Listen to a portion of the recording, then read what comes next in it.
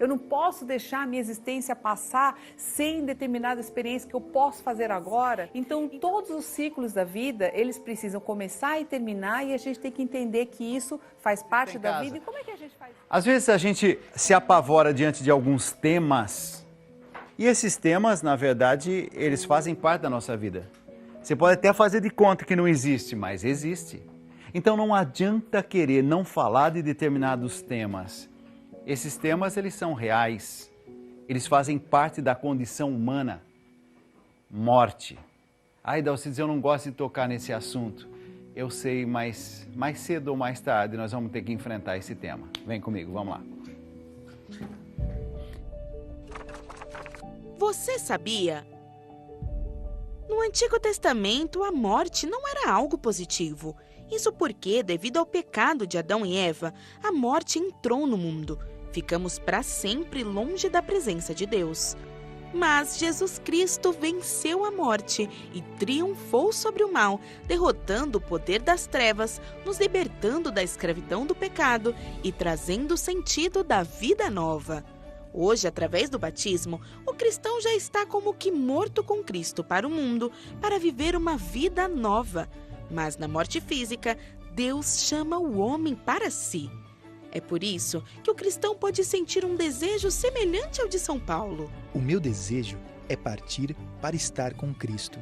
A partir daí, podemos então transformar a nossa própria morte em um ato de obediência e de amor ao Pai, pois nós não morremos, nós entramos na verdadeira vida, a vida eterna.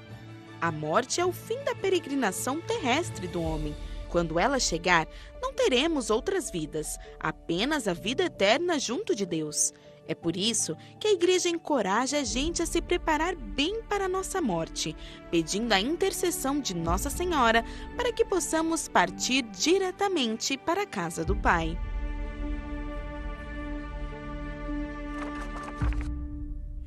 E a gente enfrentando esse tema, né? A morte, as perdas, isso faz parte da vida. Eu estava falando, às vezes um relacionamento e ele chega ao fim e é uma verdadeira perda. Sim. E a gente muitas vezes fica revoltado, a gente não quer aceitar.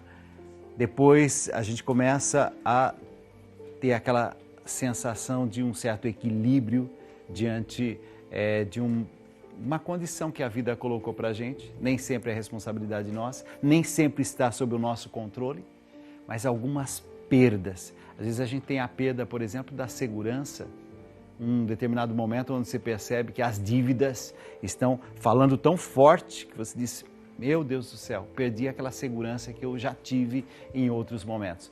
Perda nunca é fácil, nunca é simples. Pois é, a gente pode perguntar assim, poxa vida, se Deus é bom, por que Ele faz a morte? Por que Ele permite a doença? Por que Ele permite o sofrimento, né? E, na verdade, essas coisas acontecem, as finitudes acontecem justamente para a gente se posicionar no momento que a gente está legal. Então, a morte, ela nos lembra da vida e a forma como a gente se posiciona nessa vida. Sabe por quê, Dal? Muitas vezes a gente vive a vida como zumbis. A gente esquece que a gente vai morrer. E quando nós ficamos doentes ou gravemente doentes, nós nos lembramos disso. Você fala, puxa vida, peraí, tem coisa que eu ainda tenho que fazer urgente. Eu preciso pedir perdão para o meu pai, eu preciso falar eu te amo para minha mãe, eu preciso agradecer pessoas que fizeram parte da minha vida e que são realmente importantes. Eu não posso deixar a minha existência passar sem determinada experiência que eu posso fazer agora. Então, esse papo sobre morte é extremamente importante, porque a morte faz parte da vida. As suas células morrem a cada minuto, porque elas precisam renascer, elas precisam se renovar. Então, veja que se uma célula não morre e começa a se multiplicar, isso é câncer, ele adoece. Então, todos os ciclos da vida, eles precisam começar e terminar, e a gente tem que entender que isso faz parte da vida. E como é que a gente faz isso? Por exemplo, eu fiz um acordo com meu filho hoje tem 14 anos, mas desde desde pequenininha a gente fala sobre essas questões. E eu falei assim, olha, a minha mãe, ela morreu do nada, gente. Ela morreu assim, ela estava super bem, não estava doente nem nada, ela puf, caiu e morreu. Foi um susto para nós. E desde então, aquilo me trouxe assim uma sabedoria para lidar com isso, que aquilo me fez entender que a morte, ela pode acontecer a qualquer momento, com qualquer pessoa, a qualquer instante, e ela não fez nada, e ninguém fez nada para causar aquilo, não foi assaltado, não sofreu acidente, não nada, simplesmente morreu, né? Então, aquilo eu falei para o meu pai, e para o meu pai foi um baque muito grande, e eu disse a ele, olha pai, isso serviu para nos ensinar como lidarmos com a vida. E nós ainda estamos aqui, a gente ainda tem vida. Como é que a gente vai viver isso até o momento da nossa morte, que a gente não sabe quem que vai antes, né? E aí nós decidimos fazer um trato. E nesse contrato que eu fiz com meu pai, fiz também com meu filho, chamei todo mundo e falava assim, olha, a gente não sabe quem é que vai antes. A gente só sabe que realmente vai. Mas então, vamos fazer do nosso encontro o melhor possível, como se fosse o último.